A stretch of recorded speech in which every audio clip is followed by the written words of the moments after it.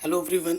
आज के इस वीडियो में हम जो क्लास 10th की जो फिजिक्स है ना, जो भौतिक विज्ञान है, उसके जितनी भी न्यूमेरिकल जितने भी टाइप के एग्ज़ाम में पूछे जाते हैं या पूछे जाएंगे या पूछे गए हैं, वो सब हम करेंगे। तो वीडियो को शुरू से लेकर एंड तक देखना। मेरा दावा है कि आपके बोर्ड एग्ज़ाम में इसी वीडियो से ही मिलते जुलते क्वेश्चन आपको देखने को मिलेंगे। तो वीडियो को स्टार्ट करते हैं। पहला क्वेश्चन क्या बोल रहा है? एक गोलीय दर्पण की वक्रता त्रिज्या 20 सेंटीमीटर है, इसकी फोकस दूरी क्या होगी? ठीक है, छोटे छोटे क्वेश्चन से स्टार्ट किया है, छोटे बड़े सारे क्वेश्चन है इसमें। तो देखो बेटो, हम सबसे पहले हमें क्या दिया हुआ है वो लिखेंगे, प्रॉपर दिया है। ठीक है, हमें क्या दे रखा है बेटा? वक्रता त्रिज्या, वक्रता त्रिज्या कैपिटल आर 20 सेंटीमीटर हमें दे रखा है। हमें क्या निकालना है? फोकस दूरी। हमें निकालना है फोकस दूरी, एफ निकालना है। ठीक है, ये चीज़ और ये क्वेश्चन 2012 में भी आ रखा है, हम देख सकते हैं। यहाँ पे लिख दो, एक संबंध होता है, वी नो दैट, हम जानते हैं। क्या जानते हैं हम? कि फोकस दूरी और वक्र त्रिज्या में क्या संबंध है? जो एफ होता है ना बेटा, वो आर बट्टे 2 होता है। ठीक है, सो आर का मान दे रखा है 20 बट्टे में 2, 2 एक कम 2, 2 ढाई 20, है ना। तो ये आ जाएगा 10 सेंटीमीटर। फोकस दूरी का मान क्या जाएगा बेटा?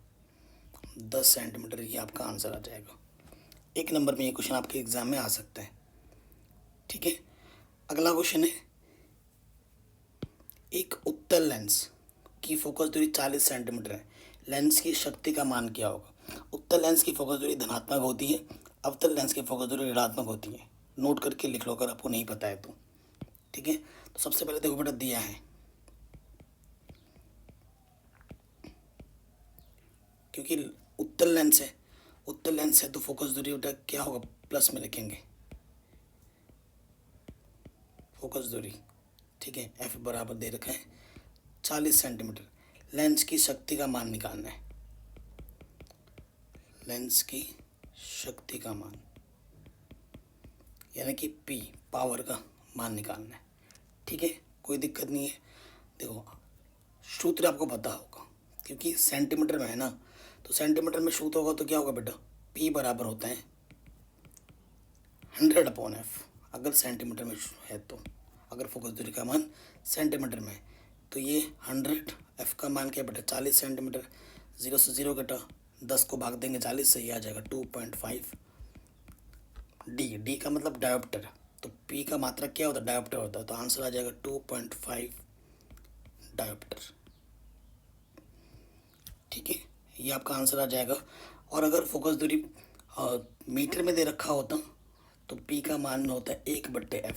ये लगाते हम जब जब फोकस दूरी का मान मीटर में दे रखा हो तब। ठीक है, आगे बढ़ते हैं, नेक्स्ट क्वेश्चन में आते हैं।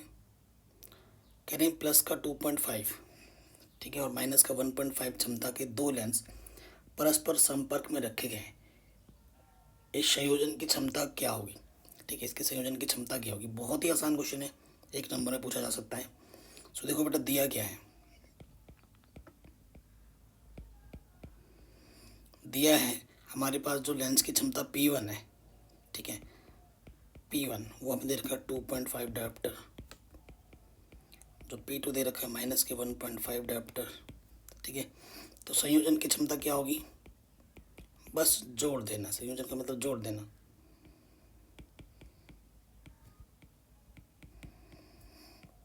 तो P होगी वो होगा P1 प्लस P2,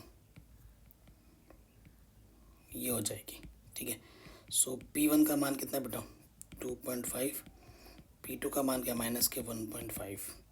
तो 2.5 में से 1.5 घटाएंगे तो आ जाएगा 1, 1 को लिख दो 1.0 डायोप्टर, आंसर। अभी ये छोटे छोटे क्वेश्चन से स्टार्ट कर रहे हैं, बड़े बड़े क्वेश्चन भी आने वाले। बड़े बड़े क्वेश्चन का नाम लिया, हाजिर हो गया, सिंपल सही है। और ये क्वेश्चन तब आया था ना जिस साल मैंने बोर्ड एग्ज़ाम दिया था, 2008 में मैंने बोर्ड एग्ज़ाम दिया था, और मेरे पेपर में ये क्वेश्चन आया था और मैंने सारा किया था। ठीक है, मेरे साइंस में 100 में से 100 नंबर आए थे। ठीक है, सो देखो बेटा, स्टार्ट करते हैं इस क्वेश्चन को।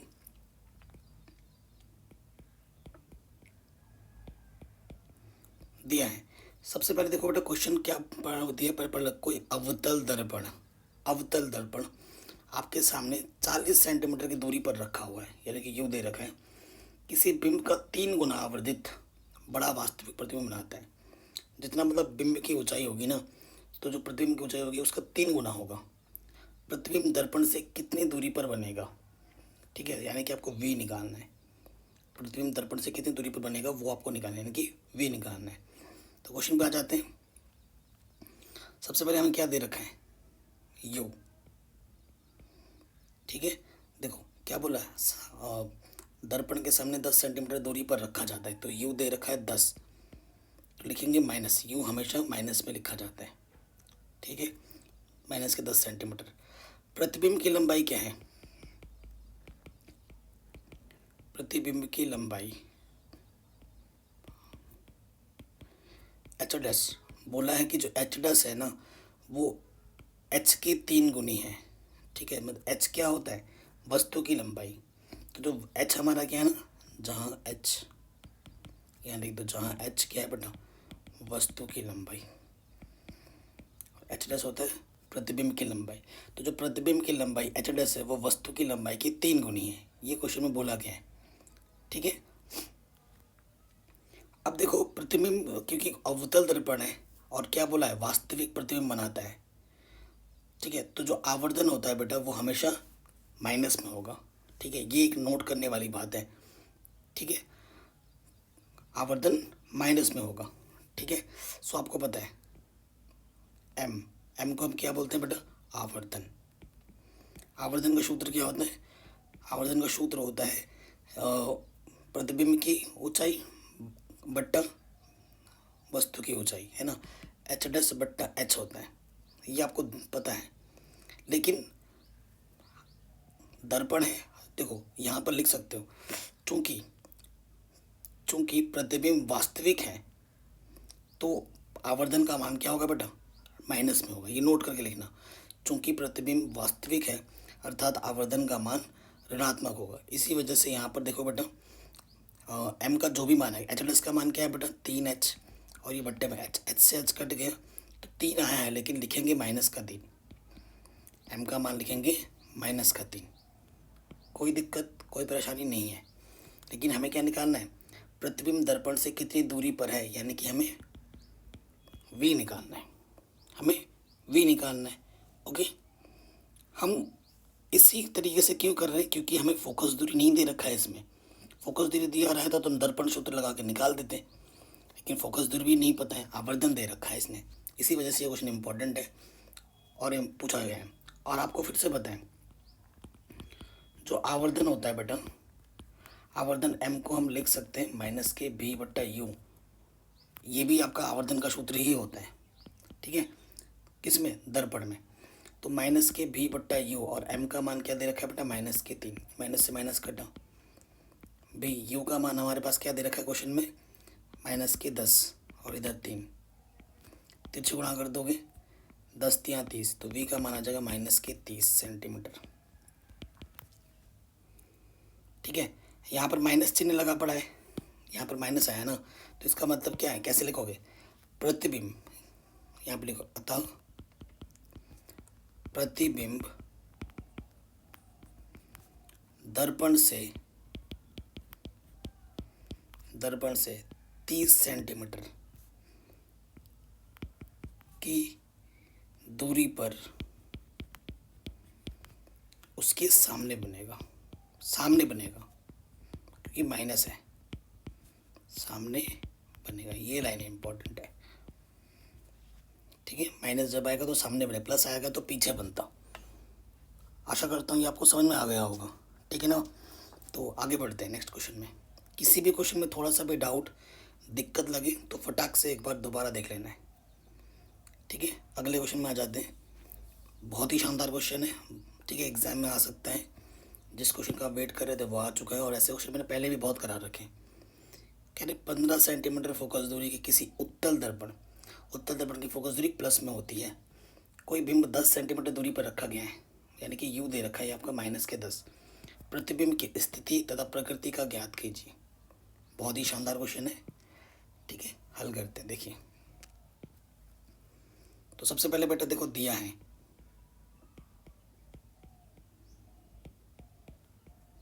क्या दे रखा है, फोकस दूरी एफ कितना 15 सेंटीमीटर।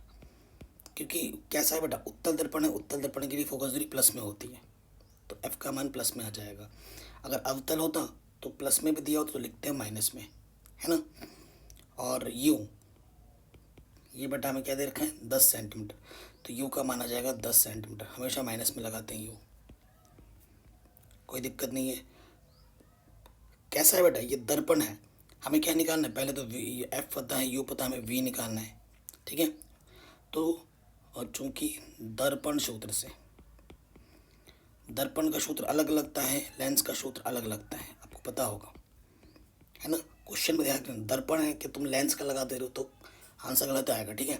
दर्पण है तो दर्पण का लगाना है, तो क्या होता है 1/f बराबर 1/b प्लस 1/u। अगर लेंस बोलता तो यहाँ माइनस हो जाता प्लस की जगह पर, मान रखेंगे।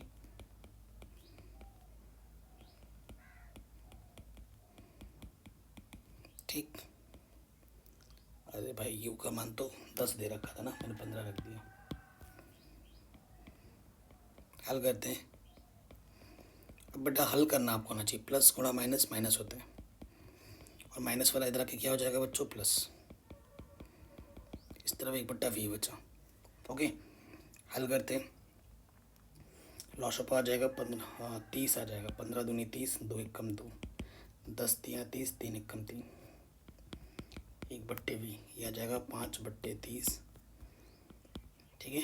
और 1/v 5 एकम 5, 5 छंग 30, तिरछे गुणा करोगे v एकम v, 6 एकम 6, तो v का मान 6 सेंटीमीटर आ गया प्लस का, ठीक है।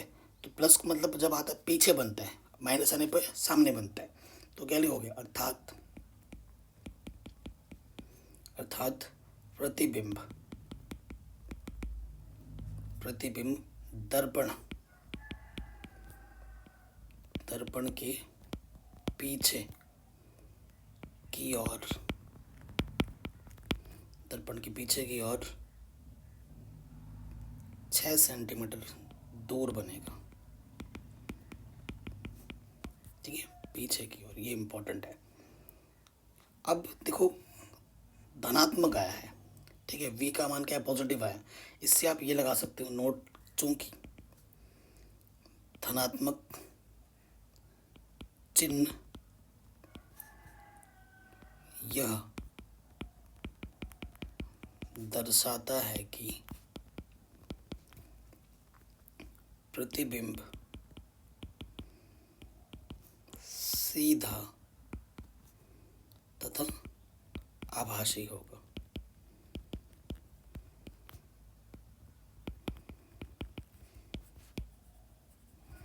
ठीक है, ये आपका आंसर आ जाएगा। तो ये क्वेश्चन भी आपका आराम से बन गया, ठीक है। आगे बढ़ते हैं। इसी टाइप का एक क्वेश्चन मैंने लिया है, ठीक है। अब मैंने लेंस वाला लिया है, इससे पहले मैंने दर्पण का क्वेश्चन करवाया था, अब मैंने जानबूझ के लेंस का लिया है, ठीक है, ताकि आपको हर क्वेश्चन का आदत हो जाए, एक क्वेश्चन करके जाओ ज़रूर। इसीलिए मैंने इस वीडियो को बोला पूरा देखो। अगर इस वीडियो का पूरा देख लेते हो ना, तो आपसे जो भी क्वेश्चन बोर्ड एग्जाम आएंगे आपको लगेगा कि नहीं ये हमने नहीं किया, ये हमने नहीं पढ़ा। और एक वीडियो में सभी चैप्टर्स के क्वेश्चन हम करेंगे, पूरा फिजिक्स क्लास 10 का, ठीक है। सो देखो बेटा क्वेश्चन पढ़ लेते हैं। एक उत्तल लेंस की फोकस दूरी 25 सेंटीमीटर है, बिंब की लेंस से दूरी का परिकलन करना है, जबकि उसका प्रतिबिंब लेंस की दूसरी ओर लेंस से 75 सेंटीमीटर की दूरी पर बनता है। इस प्रतिबिंब की प्रकृति क्या होगी, ये आपसे पूछा है। तो सबसे पहले बेटा जो दिया है वो लिखेंगे,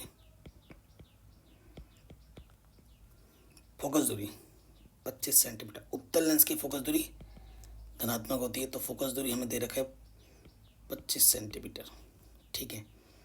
फिर हमें क्या बोला है, बिंब की लेंस से फोकस दूरी का परिकलन कीजिए, बिंब की लेंस से दूरी का परिकलन कीजिए, ठीक है, जबकि उसकी प्रतिबिंब लेंस की दूसरी ओर बढ़ता है। प्रतिबिंब लेंस से दूसरी ओर 75 सेंटीमीटर दूरी पर बनता है। तो ये हमें v दे रखा है, प्रतिबिंब की बात कर रहा है ना, तो हमें v दे रखा है कितना 7, दूसरी ओर बनता है, यानी कि सामने होता तो माइनस लिखता, तो दूसरी ओर बनना है तो प्लस में आएगा 75 सेंटीमीटर। हमारे पास u नहीं पता है, हमें u निकालना है,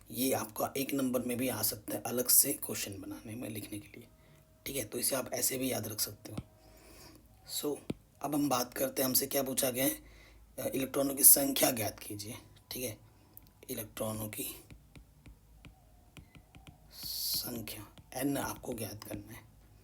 तो आपको सूत्र पता होगा, हम जानते हैं, लिख सकते हैं कि जो बटा q होता है वो n e के बराबर होता है, और हमें n का मान निकालना, तो e बट्टे में है इधर, सॉरी गुणे में इधर के बट्टे में आ जाएगा, है ना। मान रखो अब q का मान है 1 बट्टे में है 1.6 गुणा 10 की घात माइनस की 19। ठीक है, भाग दो, मैं भाग देना सिखाता हूँ आपको। ये 10 की घात, देखो 1 को भाग देना है इससे 1.6 से, माइनस का 19 ऊपर जाके क्या हो जाएगा, प्लस का 19। ठीक है, तो दशमलव हटाओ 0, 10 को भाग दो 1.6 से। ठीक है, 10 को भाग दे दो 1.6 से, तो तुम्हें तुम्हारा आंसर मिल रहा होगा 0.625। ठीक है, और इधर क्या है 10 की घात 19। हमेशा दशमलव एक स्थान यहाँ पर लगाते हैं, ये दशमलव यहाँ लगाए, इसको यहाँ पर शिफ्ट करना है, एक स्थान इधर शिफ्ट करना है, तो 6.25 इधर से एक कम हो जाएगा, ये जो घात है ना एक कम हो जाएगी, ये 19 से 18 हो जाएगा, तो ये आपका आंसर आ जाएगा। ठीक है, ऐसे कैलकुलेशन आपको क्लास 11th में बहुत करने होंगे फिजिक्स में, तो उसके लिए रेडी रहो। ये तो बस एक नमूना था छोटा सा।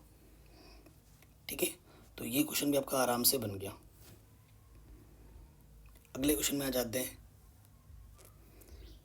अगले क्वेश्चन को करने से पहले, ठीक है, इस क्वेश्चन को तो हम कर ही लेंगे, एक क्वेश्चन खुद से देना चाहता हूँ जो आई थिंक इसमें मिसिंग हो रहा है, मैं अपने से बना के दे रहा हूँ क्वेश्चंस को। ठीक है, ये वाला तो इधर करेंगे हम सॉल्यूशन। ठीक है, उसकी टेंशन मत लो, एक क्वेश्चन मैं बना के दे रहा हूँ और ये क्वेश्चन बहुत इंपॉर्टेंट है। ठीक है, सपोज करो आपको धारा दे रखा है, विद्युत धारा आई दे रखा है 1.5 एम्पियर। ठीक है, आपको समय दे रखा है किसी क्वेश्चन में, समय टी बराबर दे रखा है 20 मिनट दे रखा है। ठीक है, और आपको क्या निकालना है बेटा, आवेश निकालना है। क्या निकालना है, आवेश, क्यू निकालना है। ठीक है, आपको क्या करना होगा, देखो आपको सूत्र पता है, जो क्यू होता है ना बेटा, सूत्र होता है क्यू बराबर आई गुणा टी। ठीक है, क्यू बराबर क्या होता है, आई गुणा टी। आई हमें दे रखा है 1 पॉइंट, और जो पद्धति होती है वो MKS पद्धति होती है, मीटर किलोग्राम सेकंड। तो ये मिनट है, मिनट को सेकंड में बदलो, एक मिनट में कितने सेकंड होते हैं, 60 गुणा कर दो 6 दूनी 12, फिर से 2 0, इतना सेकंड। ठीक है, आई का मान दे रखा है 1.5 और इसको गुणा कर देंगे इससे। ओके, तो ये आ जाएगा 1800 कूलम, आवेश का मात्रक कूलम। ध्यान रहे, जब भी आप आंसर छोड़ोगे तो मात्रक ज़रूर लिखना है एंड में, अगर आप मात्रक नहीं लिखोगे तो आपको नंबर नहीं मिलेंगे। ठीक है, जितने भी आपको नए नए सूत्र लग रहे हैं उनको फटाक से कॉपी में तुरंत के तुरंत लिख लेना। ठीक है, कि वो आपका क्या होता है, आवेश, मैं पहले ही बोल रहा हूँ। ओके, अब आते हैं इस क्वेश्चन में। एक विभवांतर के दो बिंदुओं के बीच एक कूलम आवेश को ले जाने में कितना कार्य किया जाता है। ठीक है, कितना कार्य किया जाता है। ठीक है, देखो बेटा, सबसे पहले हमें दिया क्या है, विभवांतर दे रखा है। ठीक है, विभवांतर कितना दे रखा है, विभवांतर को V से प्रदर्शित करते हैं, वो दे रखा है 1 वोल्ट। ठीक है, 1 वोल्ट दे रखा है। आवेश क्या दे रखा है बेटा, आवेश को हम Q से प्रदर्शित करते हैं, 1 कूलम दे रखा है। कि कितना कार्य करना पड़ेगा, क्या निकालना है, कार्य, कार्य को प्रदर्शित करते हैं W से, वर्क, आपको W निकालना है। ठीक है, बेटा आप सूत्र जानते होंगे, W बराबर क्या होता है, W बराबर होता है Q गुणा V।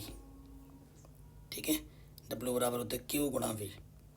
तो Q का मान दे रखा है 1 और V का मान भी दे रखा है 1, 1 गुणा 1 1, तो कार्य का मात्रक होता है जूल, तो 1 जूल कार्य करना पड़ेगा। इतना आंसर, इतना छोटा सा क्वेश्चन है। ये क्वेश्चन भी आपके एग्जाम में आ सकता है।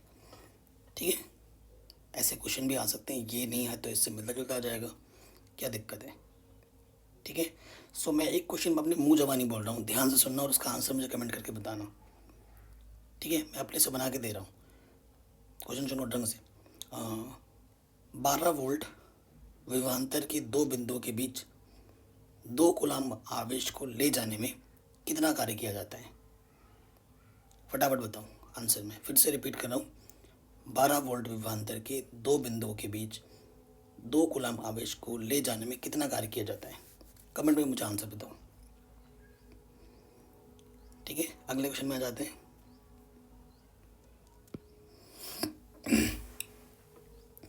कह रहे यदि किसी चालक के शिरों के मध्य 1 वोल्ट का विभवांतर लगाने पर उसमें 1 एम्पीयर की धारा प्रवाहित होती है तो उस चालक का प्रतिरोध कितना होगा।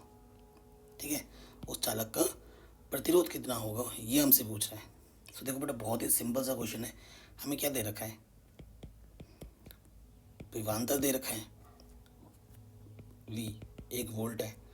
ठीक है, और 1 एम्पियर यानी कि धारा, विद्युत धारा I बराबर हमें क्या दे रखा है, 1 एम्पियर दे रखा है। हमें क्या निकालना है, प्रतिरोध R।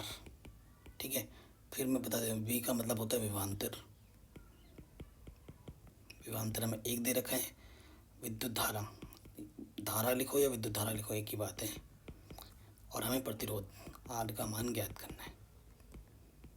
ठीक है, कोई दिक्कत नहीं है, बहुत ही आसान सा क्वेश्चन है। सो देखो आपको पता है बेटा, ओम के नियम से, ओम का नियम हर साल एग्जाम में लिखने के लिए आता है। ओम के नियम से, ओम का नियम क्या होता है, V बराबर IR, है ना।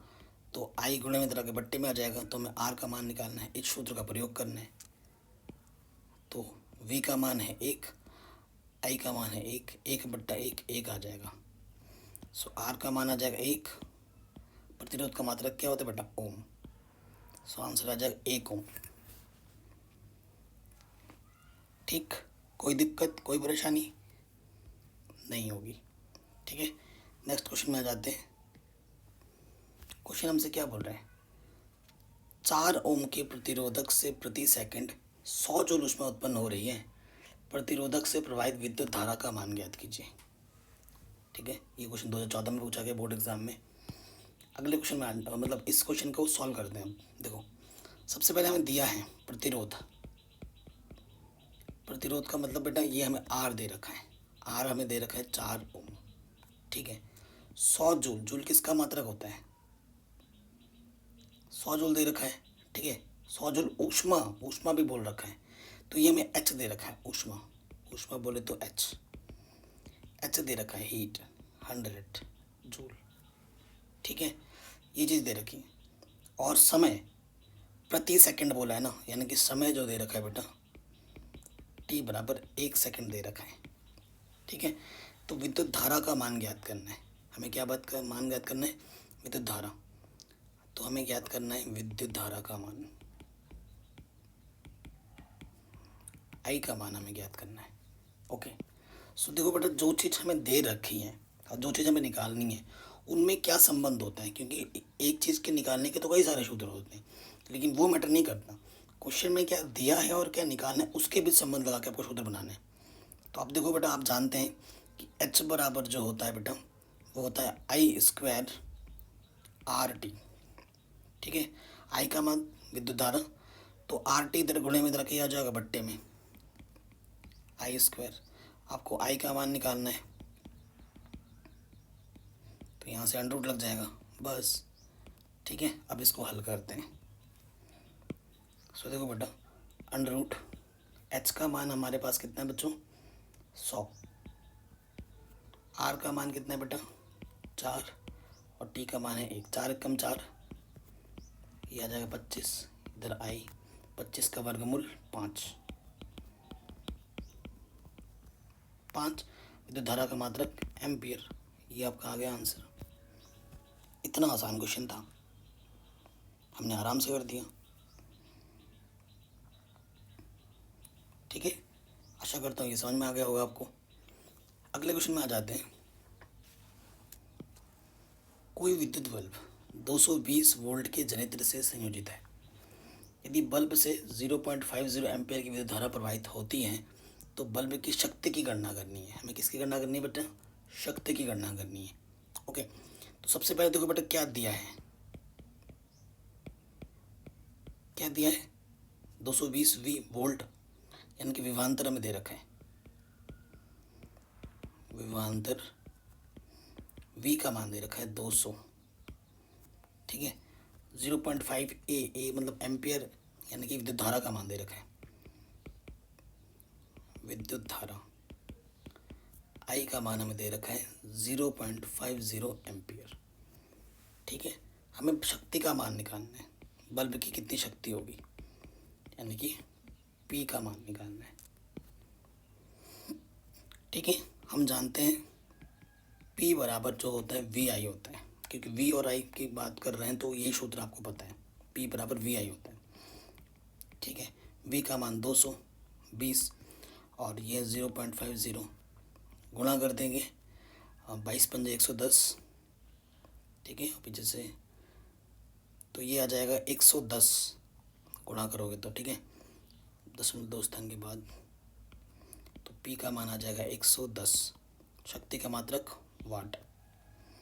ठीक है, W लिख देंगे, आ गया आपका आंसर। ठीक है, आराम से हो गया, कोई दिक्कत नहीं, कोई परेशानी नहीं। अब सिंपल से क्वेश्चन में आते हैं, क्योंकि ऐसे जो क्वेश्चन अभी आप देख रहे हैं ना, ये हर साल आते हैं, हर साल। और ऐसे क्वेश्चन मैंने कुछ दिन पहले करा रखे थे, बट आप लोगों की रिक्वेस्ट आ रही थी, उस वीडियो में हम फिर से करा दे रहे हैं। कह रहे निम्नांकित परिपथ में परिपथ का कुल प्रतिरोध ज्ञात करना है और कुल धारा ज्ञात करनी है। ठीक है, तो देखो कैसे करेंगे, ध्यान से देखो। ये प्रतिरोध एक दूसरे के नीचे हैं, है ना, एक दूसरे के नीचे हैं, एक दूसरे के नीचे हैं, तो ये समांतर क्रम में है। ठीक है, तो देखो क्या लिखेंगे, नाम दे दो इसके, क्या दिक्कत है।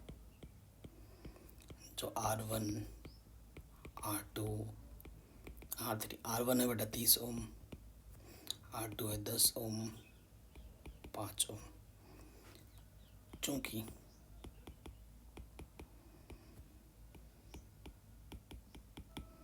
एक के नीचे एक है तो समांतर क्रम,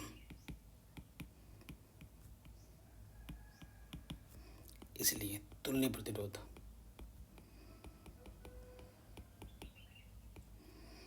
एक बट्टे R बराबर हो जाएगा 1/R1 plus 1/R2 plus 1/R3। R1 का मान 30, R2 का मान 10, R3 का मान 5। लॉस ऑफ आ जाएगा 30, 30 एक कम 30, 10 3 30, 3 एक कम 3, 5 6 30, 6 कम 6, तो आ जाएगा 10/30, यानी कि 1/3। तिरछे गुणा कर देंगे, R एक कम R बराबर 3 एक कम 3, तो आंसर आ जाएगा 3 ओम। पहला आंसर, पहले वाले पार्ट का आंसर तो ये आ जाएगा 3 ओम। अब आ जाओ दूसरे वाले पार्ट में। दूसरे वाले पार्ट में बेटा क्या निकालना है, कुल धारा। ठीक है, धारा निकालनी है, कुल धारा आई की गणना करनी है। तो देखो बेटा, ये 12 वोल्ट का बैटरी लगा पड़ा है, V हमें दे रखा है 12 वोल्ट। ठीक है, और आप जानते हैं ओम के नियम से V बराबर क्या होता है बेटा, IR, तो V/I R के बराबर होगा।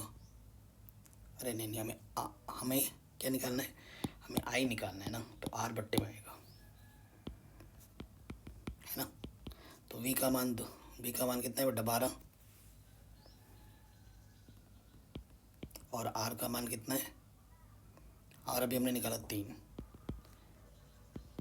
3 चौके 12, तो जो I का मान है बेटा वो 4 एम्पियर आ जाएगा। ये हो जाएगा आपका आंसर। बताइए, कोई दिक्कत, कोई परेशानी नहीं होनी चाहिए। ठीक है, अगले क्वेश्चन में आ जाओ। कह रहे हैं 2 ओम, 4 ओम, 6 ओम की प्रतिरोधकों को क्रमशः श्रेणी क्रम में 6 वोल्ट की बैटरी से संयोजित किया जा गया है। इसका एक परिपथ चित्र बनाना है और फिर इसकी कुल धारा की गणना भी करनी है। ठीक है, बनाते परिपथ चित्र पहले बेटा। किस क्रम में व्यवस्थित किया गया है, श्रेणी क्रम में। श्रेणी क्रम किसे कहते हैं, जो प्रतिरोध होते हैं एक के साथ दूसरे जुड़े हुए होते हैं। ठीक है, देखो तो मैं बना रहा हूँ, एक के साथ दूसरा जुड़ा होना चाहिए।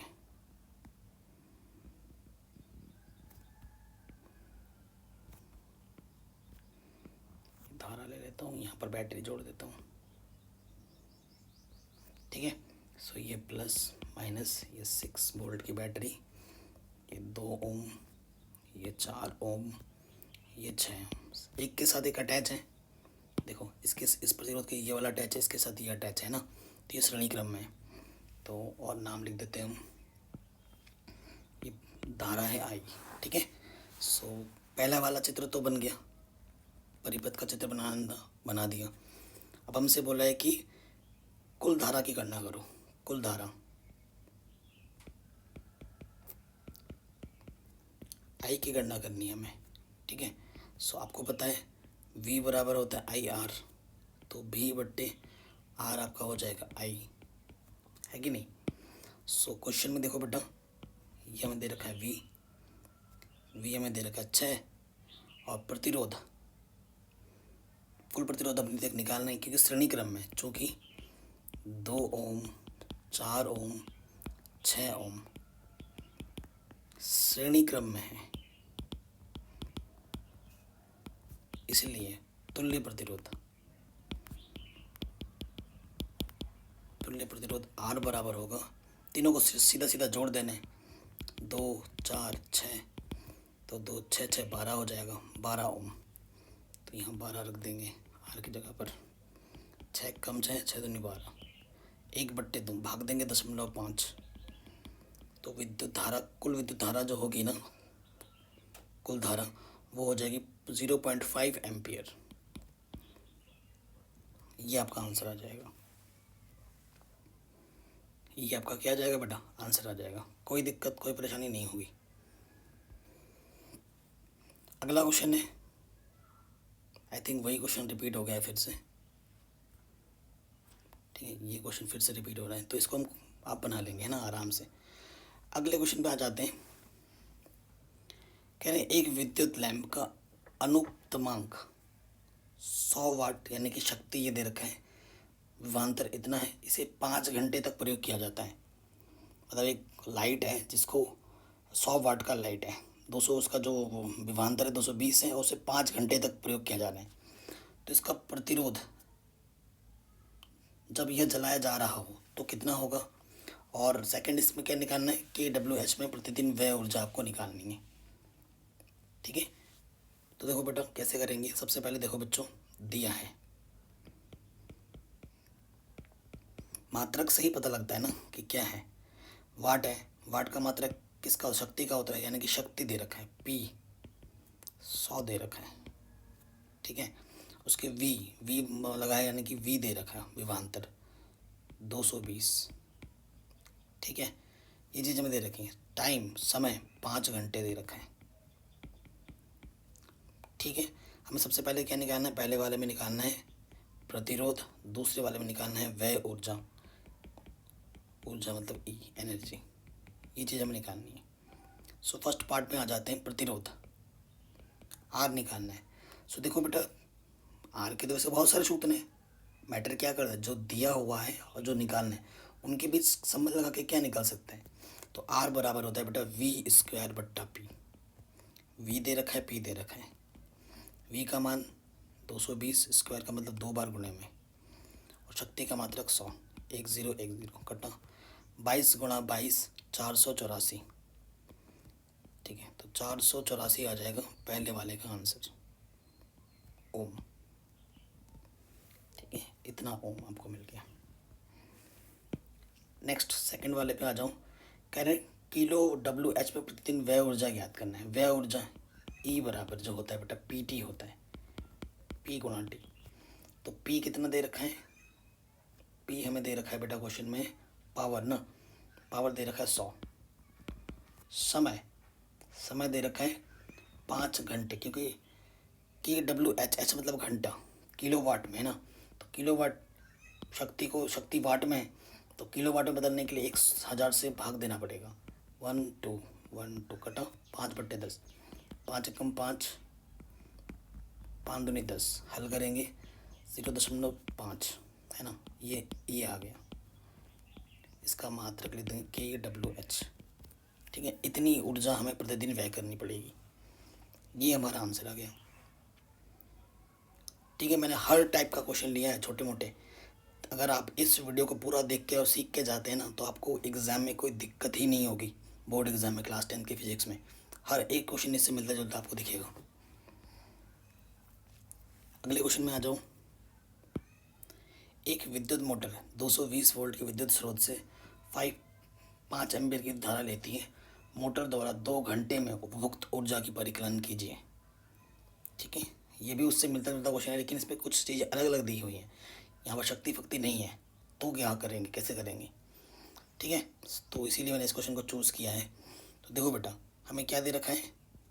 V दे रखा है 220, फिर I दे रखा है, एम्पियर है ना, 5 एम्पियर दे रखा है। ठीक है, समय जो है 2 घंटा है, जो T है बेटा वो 2 घंटा है। ठीक है, हमें क्या निकालना है? ऊर्जा, व्यय ऊर्जा निकालनी है।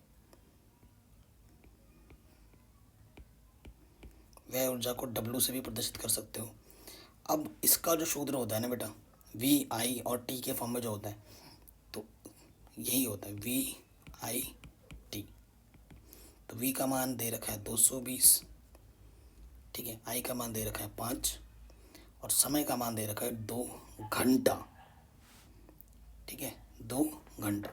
तो देखो आंसर अगर किलोवाट में निकालना है KWH में, तो घंटा चलो ठीक है, ठीक है, घंटा ठीक है, लेकिन वाट को किलोवाट में बदलना पड़ेगा। किलोवाट में बदलने के लिए 1000 से क्या करना पड़ेगा बेटा, भाग देना पड़ेगा, ठीक है, कोई दिक्कत कोई परेशानी नहीं है, ओके। और यहाँ पर ऊपर क्या, 5 दूनी 10, 1 2 कटा, सो आंसर आ जाएगा 22/10 यानी कि 0.1 स्थान के बाद 2.2 KWH, ये आपका आंसर आ जाएगा, ठीक है, ये आपका क्या आ जाएगा बच्चों, आंसर आ जाएगा। अगले क्वेश्चन में आ जाओ। बहुत ही ज़्यादा बार पूछा जाता है इस क्वेश्चन को, और ये क्वेश्चन मेरे टाइम में भी आया था। क्वेश्चन क्या बोल रहा है, 2 ओम 3 ओम 6 ओम के 3 प्रतिरोधों को किस प्रकार से संयोजित करें कि कुल प्रतिरोध एक बार 4 ओम मिले या फिर 1 ओम मिले। किस तरीके से जोड़ोगे कि तुम्हें एक बार 4 ओम मिले और एक बार क्या मिले, 1 ओम मिले, ठीक है। सो देखो बेटा, पहले वाले केस में आ जाते हैं। पहले वाले केस में ये आपका R1 है, ये आपका R2 है, ये आपका R3 है, ठीक है। सो मैं थोड़ा मन ही मन कैलकुलेशन को, ये चीज़ बेटा एकदम से नहीं आती, ये चीज़ प्रैक्टिस करने पे आती है। और मैं नहीं बोलूँगा कि आपको क्वेश्चन देखते ही आपको पता चल जाएगा, नहीं, आपको मन ही मन थोड़ा कैलकुलेशन करना पड़ेगा, रफली काम करना पड़ेगा, तभी बात बनेगी, ठीक है। सो ए वाला पार्ट लेता हूँ मैं।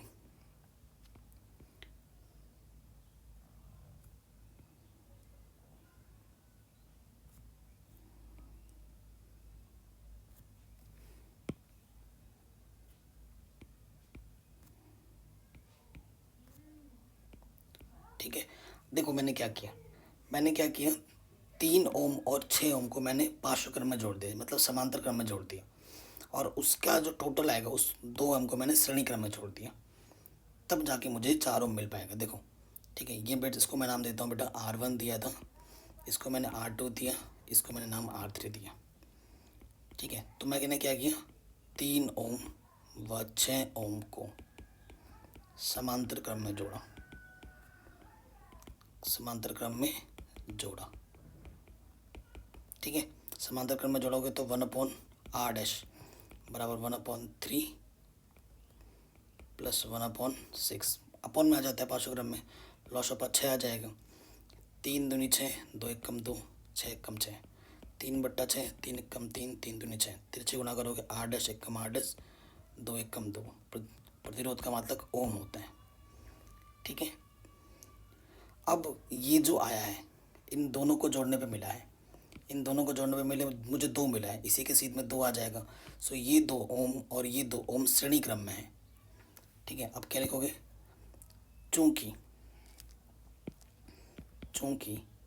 2 ओम, ठीक है, 2 ओम क्या है बेटा मेरा R1 है, वह r' आपने निकाला है 2 ओम, श्रेणी क्रम में है, श्रेणी क्रम में है, अर्थात तुल्य प्रतिरोध, अर्थात तुल्य प्रतिरोध R बराबर क्या हो जाएगा, R1 प्लस R', श्रेणी क्रम में डायरेक्ट जुड़ जाता है, तो 2 + 2 आंसर आ जाएगा 4 ओम, जो कि आपको चाहिए था।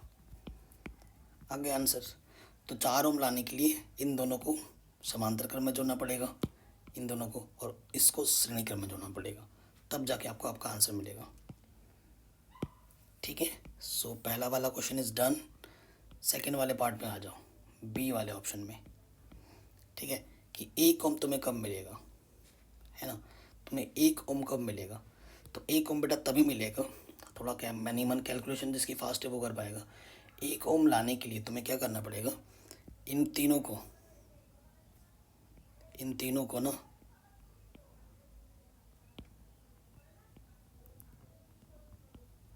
श्रेणी क्रम में जोड़ना पड़ेगा, सॉरी समांतर क्रम में जोड़ना पड़ेगा। यहाँ पर आपका हो जाएगा 2, यहाँ 3 और यहाँ 6, ठीक है। तो तीनों को जब श्रेणी क्रम में जोड़ोगे तो 1/r बराबर हो जाएगा 1/2 प्लस 1/3 प्लस 1/6। लॉशअप आ जाएगा 6, 2 तियाँ 6, 3 एकम 3, 3 दूनी 6, 2 एकम 2, 6 एकम, तो ये आ जाएगा 6/6, 6 एकम 6। तिरछे गुणा करोगे, एक के बट्टे में एक ले लो, R बराबर आ जाएगा 1 ओम, और यही आपको चाहिए था। तो 1 ओम प्रतिरोध प्राप्त करने के लिए तीनों को समांतर क्रम में जोड़ना पड़ेगा, R1 R2 R3 को, ये आप लिख देंगे तो आपको आपका आंसर मिल जाएगा। ठीक है बेटा। अब इस वीडियो के लास्ट क्वेश्चन में आते हैं। अगर अभी तक अपने वीडियो को लाइक नहीं किया है, पूरा देख चुके हो, प्लीज़ लाइक कर दो, सब्सक्राइब कर दो, जो कि बिल्कुल फ्री है। सारे वीडियोस सारे क्वेश्चंस पहले ही करा रखे, लिंक्स मिल जाएगी डिस्क्रिप्शन में, प्लेलिस्ट को जरूर चेक करें। 11 12 की मैथमेटिक्स साइंस भी चैनल पे कंप्लीट है ऑलरेडी। ठीक है, स्टार्ट करते हैं नए क्वेश्चन को। कह रहे हैं 10 सेंटीमीटर त्रिज्या वाले एकल वृत्तीय धारावाही लूप के केंद्र पर चुंबकीय क्षेत्र की तीव्रता ज्ञात कीजिए, जबकि लूप में 100 एम्पेयर की धारा बह रही है। ये क्वेश्चन उतना इम्पोर्टेंट नहीं है, क्योंकि ये थोड़ा आपके रेंज से बाहर का क्वेश्चन है, क्लास 11 12 लेवल का हो जाएगा। तो देखो बेटा, दिया क्या है एक बार देख लो। अब करना है नहीं करना वो आपका डिसीजन है। 100 एम्पियर, आई बराबर 100 दे रखा है। ठीक है, उसके साथ साथ त्रिज्या 10 सेंटीमीटर दे रखा है, त्रिज्या 10 सेंटीमीटर आर। उसके साथ साथ एम्पियर है ना, तो इसको आप रहने देते हैं। और उसके साथ साथ हमें क्या निकालना है बेटा, धारा प्रवाहित होती है, क्या निकालना है, वृत्तीय धारावाही चुंबकीय क्षेत्र की तीव्रता ज्ञात करनी है। सो बेटा सूत्र B बराबर आपने पढ़ा होगा चैप्टर नंबर 13 में, न्यू 0 I/2R, यही होता है। ठीक है, तो न्यू 0 का मान जो होता है, इसका जो मान होता है बेटा, वो होता है 4 पाई गुणा 10⁻⁻7। ठीक है, और I का मान दे रखा है 100 एम्पियर 2। अब बेटा आपको क्या करना पड़ेगा, 10 को सेंटीमीटर को मीटर में बदलना पड़ेगा, ये मीटर में चाहिए होता है। सो ये आ जाएगा 0.10, दशमलव के स्थान के बाद। ठीक है, सो 0.10, सो 4 पाई है। ठीक है, तो पाई का मान आप जानते हैं, भाई 3.4 होता है। सो 2 दूनी 4, 2 पाई।